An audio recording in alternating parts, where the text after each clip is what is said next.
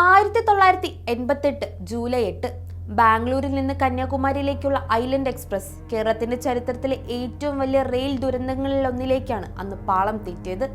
105 ജീവനുകൾ അഷ്ടമുടിക്കായലിന്റെ ആഴങ്ങളിലേക്ക് പൊലിഞ്ഞുപോയ ആ ദുരന്തത്തിന് ഇന്ന് 37 വർഷം തികയുന്നു.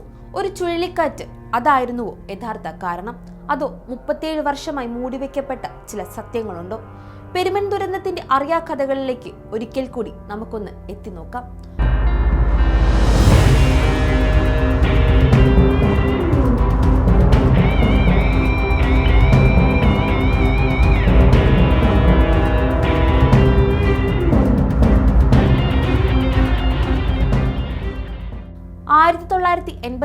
July 8 Bangalore Kanyakumari island express അഷ്ടമുടിക്കായലിന്റെ ആഴങ്ങളിലേക്ക് പതിച്ചപ്പോൾ ഓടിയെത്തിയത് സാധാരണക്കാരായ നാട്ടുകാരായിരുന്നു.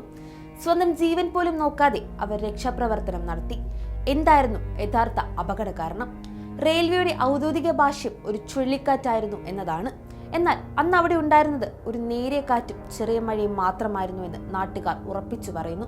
യഥാർത്ഥത്തിൽ അന്ന് പെരുമൻ പാലത്തിന് സമീപം ട്രാക്കിൽ അറ്റകുറ്റപ്പണികൾ നടക്കുകയായിരുന്നു. നിയമപ്രകാരം ട്രെയിനുകൾ വേഗത കുറച്ച് പോകേണ്ടിയിരുന്ന സ്ഥലത്തുകൂടി ഐലൻഡ് എക്സ്പ്രസ് 80 കിലോമീറ്ററിലധികം വേഗത്തിലാണ് പാഞ്ഞത്.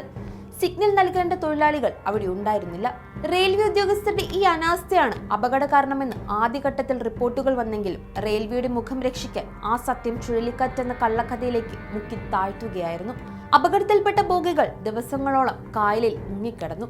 ഒടുവിൽ റെയിൽവേയുടെ ശ്രമങ്ങൾ പരാജയപ്പെട്ടെടുത്ത് സഹായത്തിനെത്തിയത് കോഴിക്കോട്ട് നിന്നുള്ള മാപ്പള ഖലാസികളാണ്. അവരുടെ കായികക്ഷമതയും വൈവിധ്യവുമാണ് ആ ഇരുമ്പ് കൂറ്റന്മാരെ വെള്ളത്തിൽ നിന്ന് കരക്കെത്തിച്ചത്.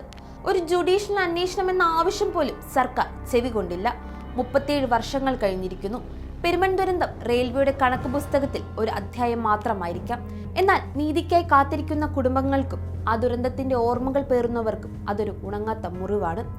അനാസ്ഥയുടെയും അവഗണനയുടെയും ആഴങ്ങളിലേക്ക് ഒരു ജനതയെ തള്ളിയിട്ടതിന്റെ ജീവിക്കുന്ന സ്മാരകമാണ് ഇപ്പോൾ പെരുമൻ.